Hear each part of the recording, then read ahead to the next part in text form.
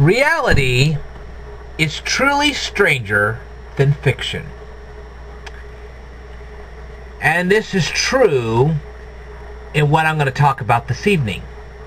Now, I'm sure you're very much aware of the rant that I have been having over this YouTube video that suddenly appeared that was supposed to be some kind of a school project and it was supposed to be inspirational. Well, sometimes when you create a project like this, you end up with unexpected consequences. In this case, the creators of this video did something quite unexpected. They not only managed to get me to watch something like that, but to also react to it, passionately to be precise. Now, when you're talking about something like this, even though the consequences were unintended, they can be especially valuable. This presentation deserves a ton of kudos, and it deserves an A. And that's because it got me to get emotionally involved with the video. So, the real question is, why did I get involved? Well, I have a real good answer for that. And I'm going to try to explain that here tonight. This video should be as inspiring as the one that they created. Hopefully even more so. And that is because even though their presentation was fictional, what I'm going to tell you tonight was absolutely real. These were real events that happened in my life. And the inspirational part of all this is that these events that happened in my life, though being kind of tragic, they didn't lead to a tragic conclusion. Actually, it became quite the reverse. Instead of a tragic conclusion, it led to an inspirational conclusion. I actually turned a bad thing into a good thing. Sure, I made a few mistakes along the way, and those mistakes weren't things that I actually did, but actually things that I didn't do that I should have done. And you'll find this out later. But the thing is, you could be given a tough plate of food, and you could turn it into a quite appetizing dish. That's true. And that's exactly what I have done. So, it all comes down to what happened and what I did about it. You can actually turn lemons into lemonade, and I'm going to show you how that's done. Alright. Now people say, well, there's absolutely no similarities between your life and what this fictitious life was all about. That's not true. There is a similarity. Both this fictitious gal and I got ridiculed in school.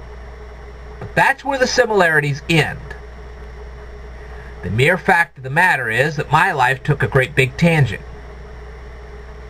Now, at an early age, I was instructed to ignore ridicule. That's true. As far as the people instructing me were concerned, as long as I didn't come home with a bunch of bruises and welts, then everything was fine. I didn't consider it fine, but I just did what they instructed me to do. They furthermore told me and instructed me that even though I was getting physically accosted, it would be better not to fight back than to fight back. And here was the reason. The reason was, it'd be better to get 5 wounds than to exacerbate the situation and end up with 20. Because when people pick on you and you start picking back, the fighting will intensify. I agreed with their logic. So, we first have a situation just prior to me being in junior high where I'm first of all getting ridiculed. And then, within a very short period of time, it turns into physical violence. Okay.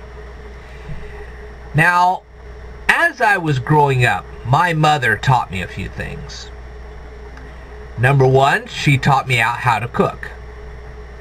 We actually planned my meals on the weekends and then froze them up and put them in the freezer so I would have a meal every day of the week. That was good planning. It was a good idea. She also taught me organizational skills that I was able to then carry on into future employment.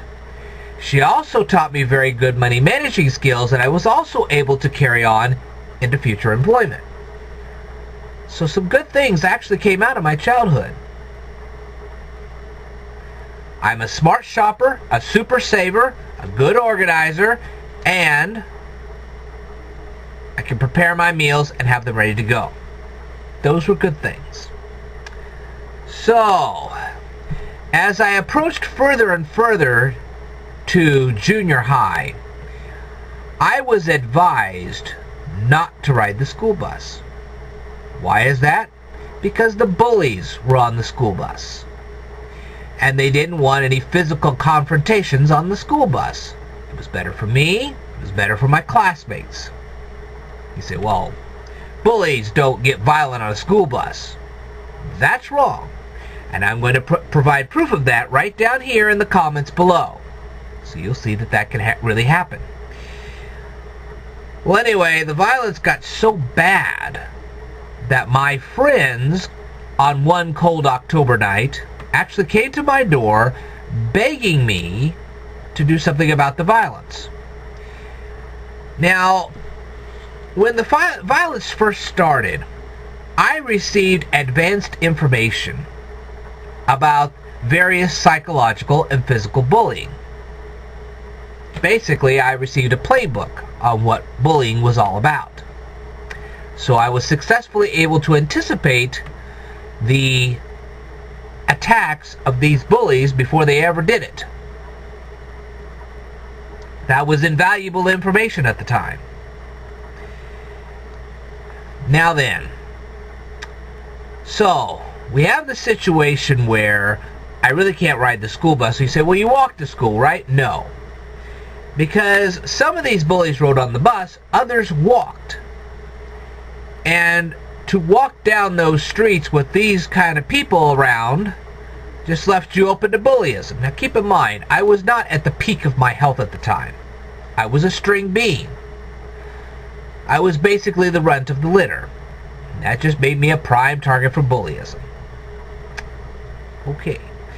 Now, also during this period of time as we approached junior high, clique groups began to form in our class. And they finally got established by the time we got to the end of junior high. But there was one particular clique group that did not exactly have a leader. These people didn't firmly establish a leader among the group. And these were the nerds, the dorks, the geeks, the morons, which some people would actually call the subhumans. Well, I decided that, hey, they don't have a leader, so I took up a leadership position. I can still be as lazy as I want, and I'll just take up this leadership position. I did not realize the ramifications of that decision until much later. Okay. So, finally, at the end of junior high, we actually had a physical education teacher.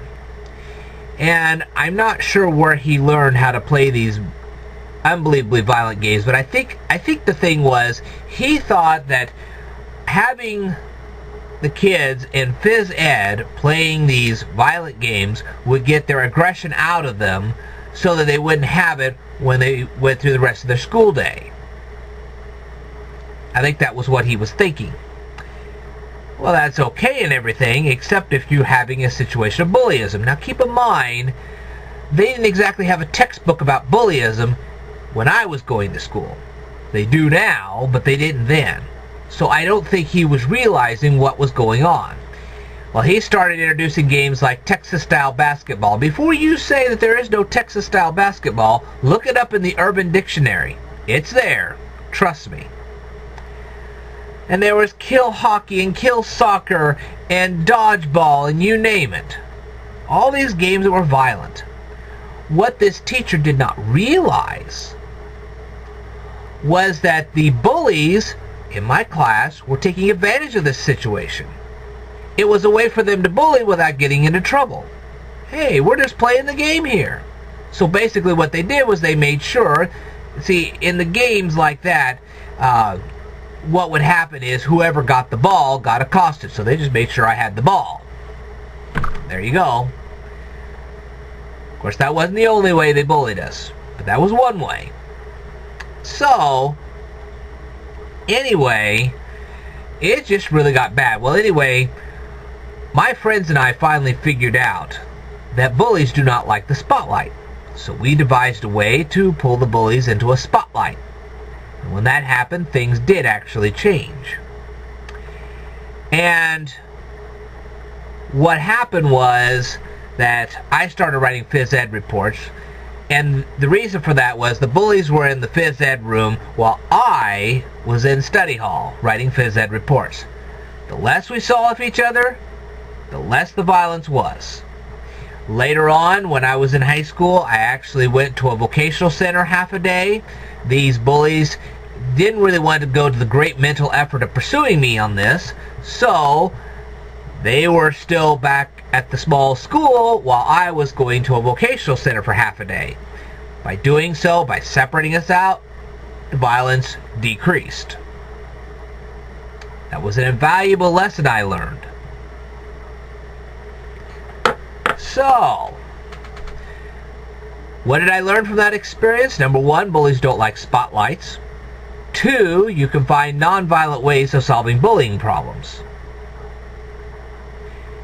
And that it's better to find a more nonviolent solution than to invoke violence, which can either get you in trouble or get them in trouble, or it gets to be quite a mess.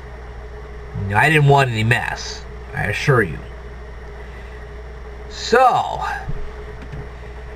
now you say, well, okay,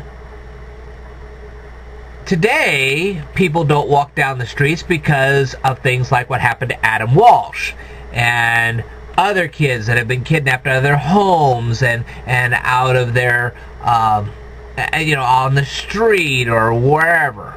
That's true. But all that didn't come out until about the end of the Reagan administration. Okay?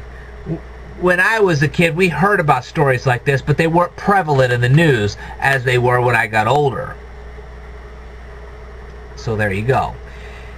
Now, the only problem with this kind of bullyism is this. The bullies were actually planting seeds of discouragement. And these seeds did actually blossom in various ways. Now, if left unchecked, these kind of seeds can result in several things. Now, I'm not going to say that they actually did to any of my friends, but I'm saying it can. And this is something you need to be sensitive to. It can cause a person not to want to have children.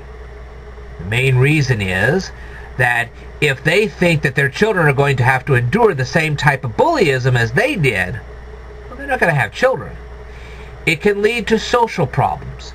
Remember, these bullies tend to be on the field trips, and they tend to be a part of the extracurricular activities. Now, if they're part of the extracurricular activities and they're on the field trips, of course, you don't want to be there because that's just going to create a situation where there'd be a confrontation.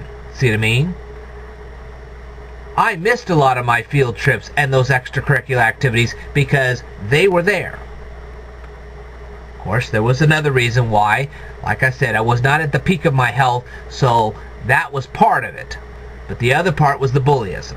So between bullyism and not being at the peak of my health, I missed a lot of field trips, I missed a lot of extracurricular activities, and by doing that, that stunted my social development. And it has become a stumbling block for me ever since. See what I mean? But there is yet an even worse consequence. If left unchecked, this kind of bullyism can lead somebody later in life to have their bodies just simply shut down and die. And then people don't even notice because they've become recluses. Okay, these kind of people become recluses, then their bodies shut down, they die, and then nobody knows that they're dead for a long period of time. You say, well, that doesn't happen. Well, yes, it does. I'm going to leave a link down here showing you that that kind of thing can actually happen. You're not going to believe it, but it's true. Now then, I said in the beginning of this video that there were some things that I could have done that I didn't do that would have changed all of this. Let's go through those, shall we? Number one, when I was in junior high, I actually had a discussion with a high school English teacher who told me that 60% of my language came from Latin. That's right, 60% of English comes from Latin. But the thing was, she wasn't a very good presenter. Okay, she was poor in presentation, but she was good at what she knew. I failed to listen to her, that's true. But like I said, she was a poor presenter, so therefore. Had I listened to her and had I learned all that language, I could have participated in spelling bees and writing contests. That would have shown a big spotlight on myself. And remember what I said about bullies. Bullies do not like spotlights.